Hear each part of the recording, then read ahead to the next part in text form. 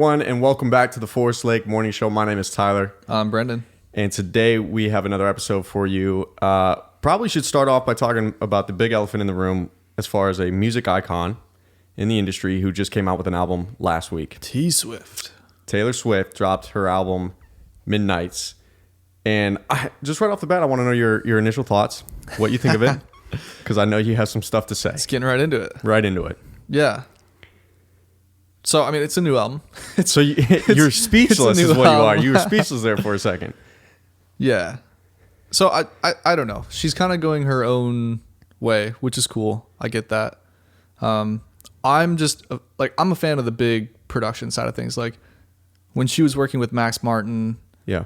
Back on, I think, Reputation, 1989. 1989 for sure. I don't know about Reputation, but like those big productions, big choruses, following like the pop structure. I think like Taylor Swift and Max Martin nailed it.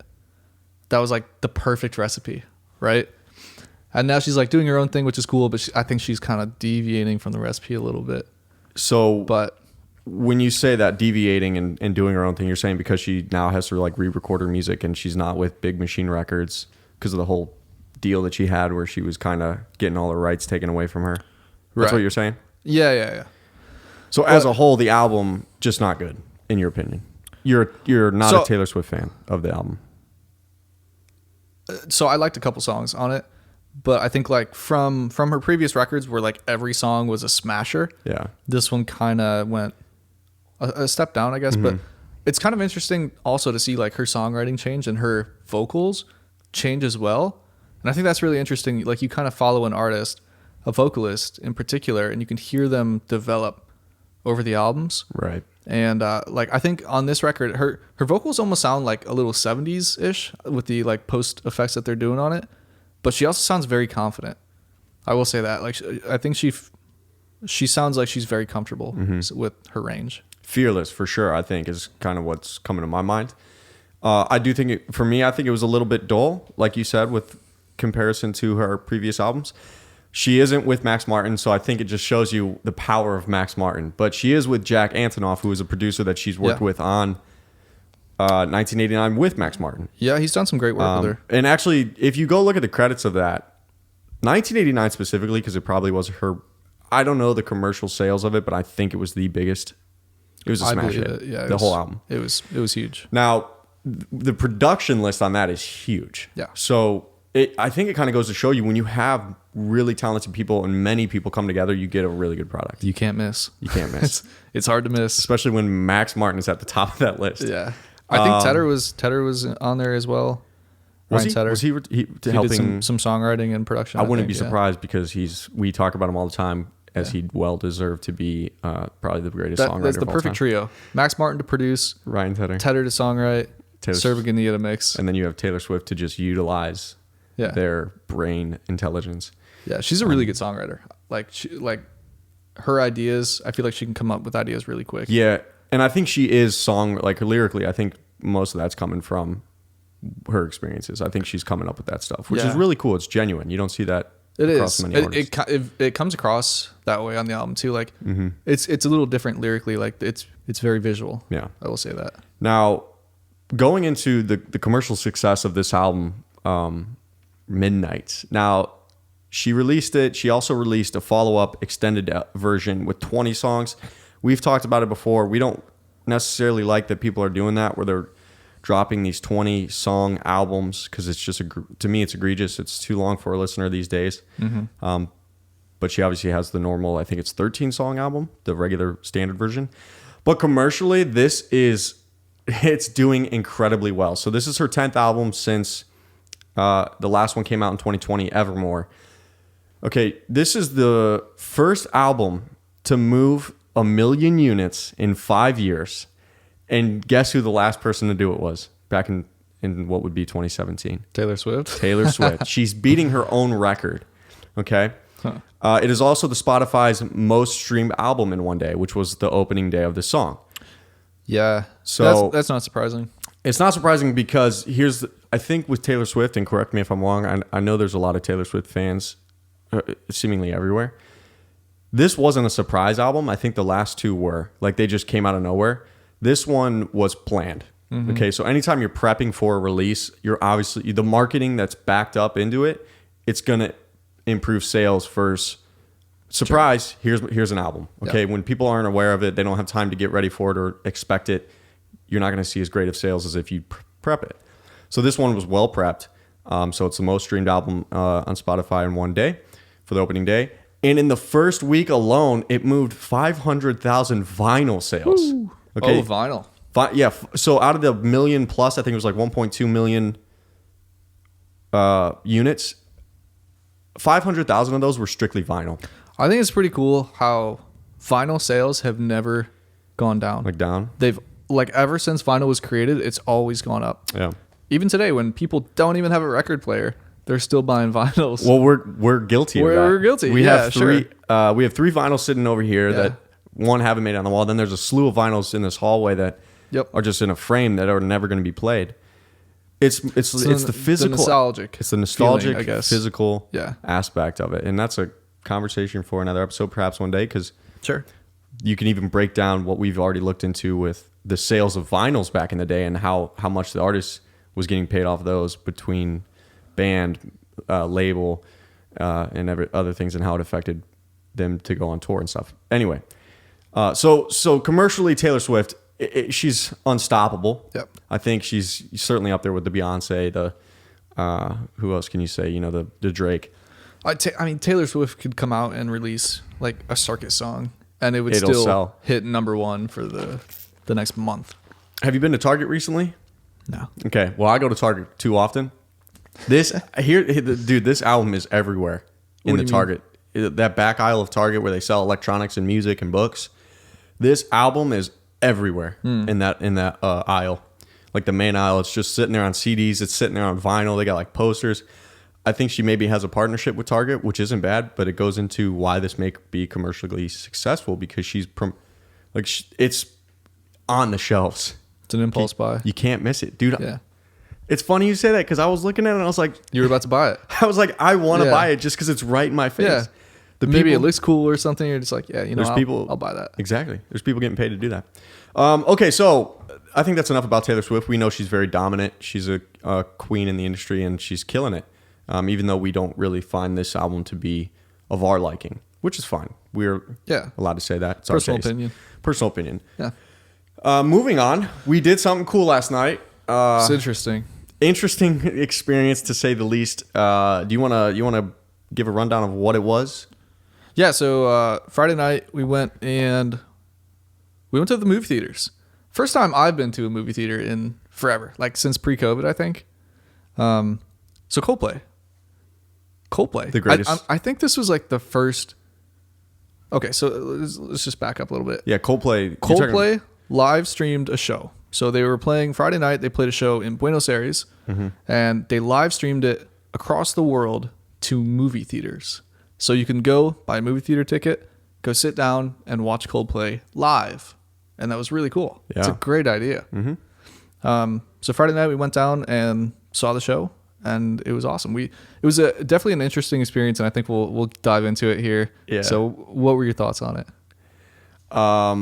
Well, it's kind of biased because obviously I think we're big Coldplay fans. I think I would say, me specifically, Coldplay is the greatest band in the world.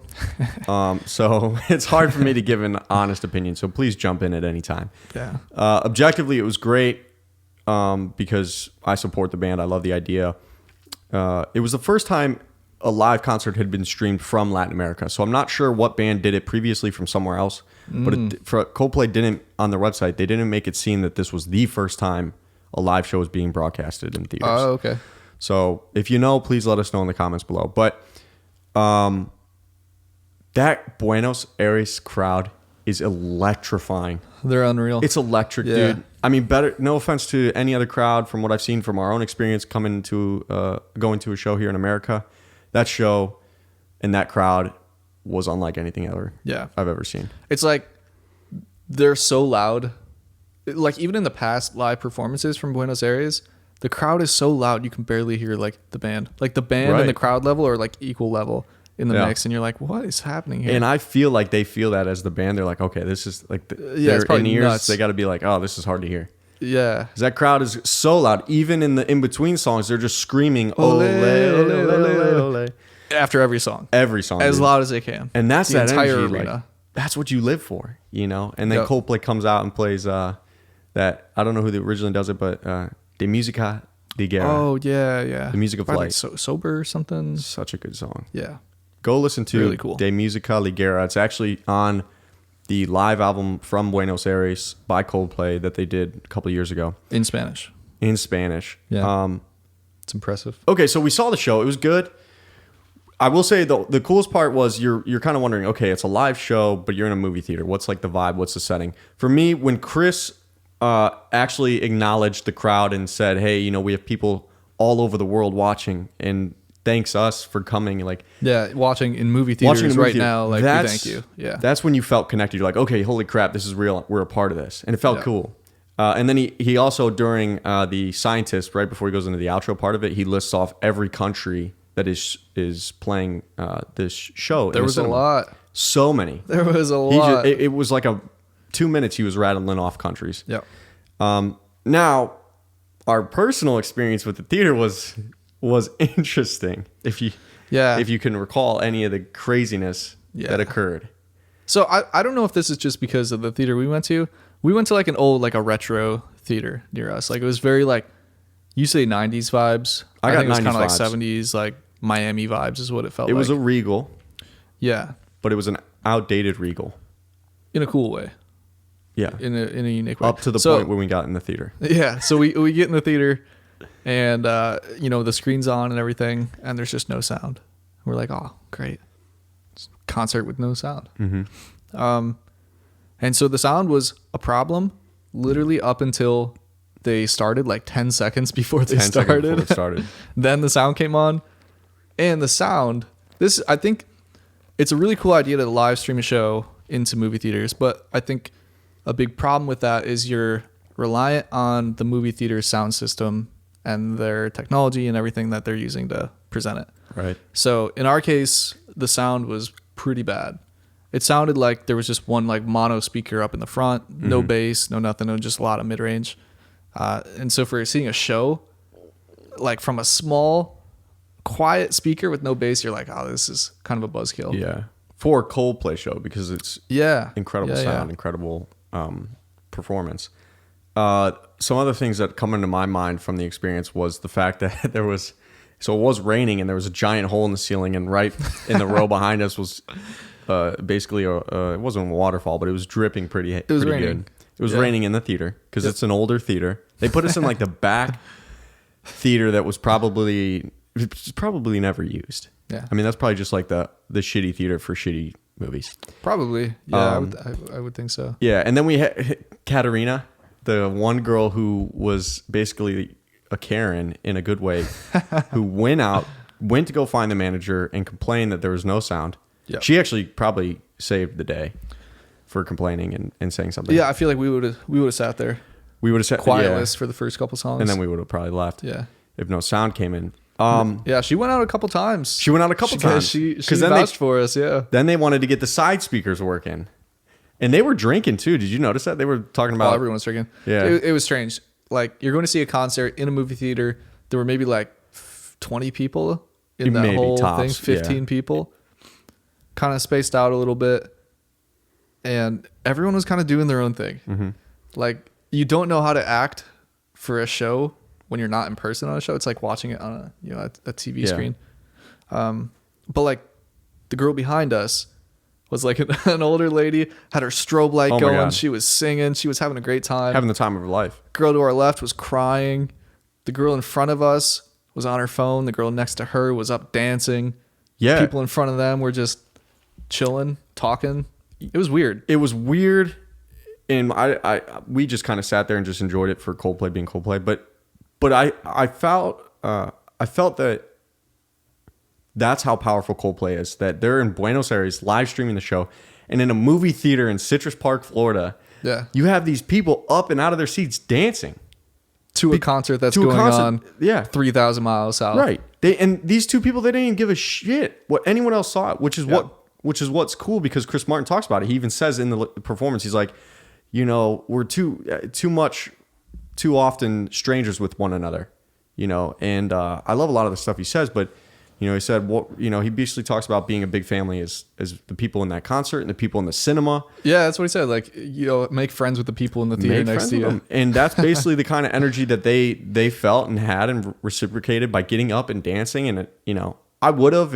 I need to be in the live environment for that. Yeah. Like a Coldplay concert live is the greatest show on earth. It probably is. Like, it is unreal. Like, and people were like, "Oh, maybe I don't know that many Coldplay songs." Just go. You'll know more than what you think, and just the experience of it. You have the wristbands on. It's nuts. So it's incredible. See it in theaters, though, it's a little strange, but you still get that energy. You still get that feel, and I thought it was kind of pretty cool. I thought it was cool too, and I'm trying to think even unbiasedly, aside from the actual physical experience. I mean, Coldplay put on a hell of a show. Better than I think they put on for us when we saw them here in America. They did a bunch of cool different types of intros and outros to certain songs that were nothing I'd seen from live YouTube videos or live shows that we've gone to. And their crowd interaction was something that you said Chris has always been good at. He's so good at getting involved with the crowd. But last night was incredible. I mean, during Yellow, at the end he had the you know, the floor and the sides turned to the back, and then they sang to each other. I thought that was sweet. He didn't do that for us. We didn't? No. I feel like we did. No. Mm-mm.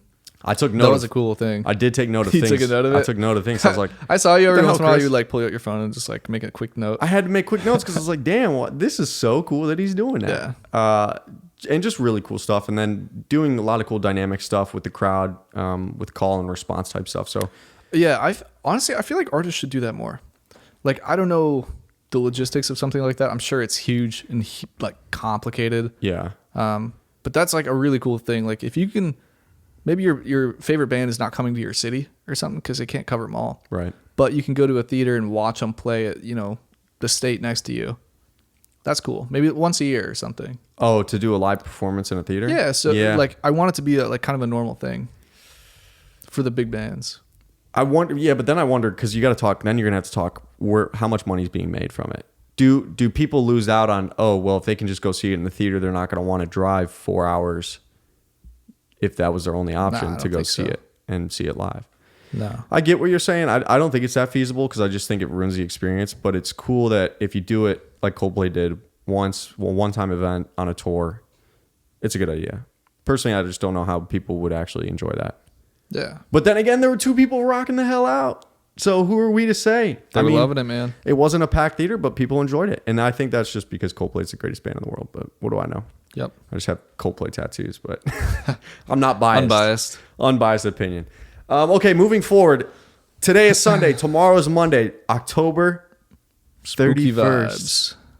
That means our decorations are going to have to come down soon, and I'm sad because I love Halloween. It's one of my favorite holidays. Time to put the tree up.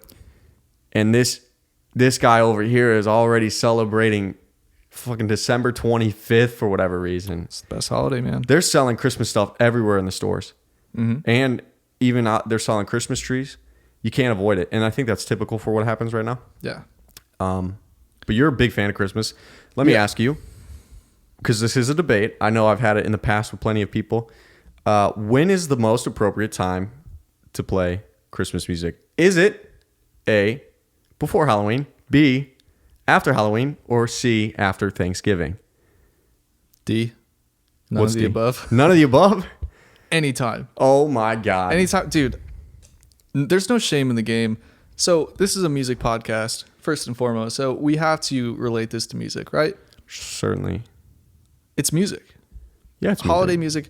It's such a strange concept to me. Like, you have holiday music, but you only listen to it for that holiday. For like 1 month out of the year. But it's a good song. Like, if like Taylor Swift, if she came out with this song, she said, "Hey guys, you can only listen to this in October. It's an October song, and that's when I released it." So then the rest of the year you can't listen to it until October comes back around, 2023. Then you can put on this anti-hero song. I feel like the Christmas music, it's so jolly that it just doesn't feel right listening to it in June. That's what it is. It's like these holiday musics have a certain feel, right? And so like if you want to feel spooky or something, listen to some Halloween music. I think like Christmas music is more so. It reminds me of just like older music, like 40s style. 40s. Yeah, I think that's because that's when all these classics were written. Yeah, like Sinatra, and Dean became Martin famous. Yeah. did a lot of Christmas stuff. You don't hear a lot of new Christmas songs coming out, except Mariah Carey's famous one is Yeah, original, right? There's a good amount of new stuff. Is there? Yeah, but yeah, it's strange. Year round, just listen to it year round. Crank it, man. No, Crank it. don't do that. Christmas in July. Don't do that. Oh, geez. Is Forrest Lake going to put out a Christmas album in the future under that pretense that you're Seems like a lot of work. Such an obsession with it? I personally think it's okay to listen to it after Halloween. A lot of people don't. A lot of people think you got to wait till after Thanksgiving. They think it's not appropriate because it's still the fall, whatever the case. But I agree with you. You are right. It is music. Sure, it's jolly, and it's made and tailored for that together familyness of the seasonal snow Christmas type thing. I don't know, because this will only be my second Christmas not in like the snow of Ohio, because I don't think I'm going to be back in this Christmas. But it's I don't know, dude. You can't listen to it year round. Just don't think you could. You can do it. Not my particular favorite. But if you listeners, followers, friends of the show have any personal inputs on whether or not you think it should be played after Thanksgiving, after Halloween, or like this guy says, all year round, please let us know in the comments below, because we would appreciate it. Yeah. I think that about wraps it up for today. I'm not sure if there's anything else we need to talk about. Yeah, quick and simple. Everyone have a safe, happy Halloween, and we will catch you next week on this wonderful Forest Lake morning show. My name is Tyler. I'm Brennan. Thanks for watching. Thanks for watching. Peace out.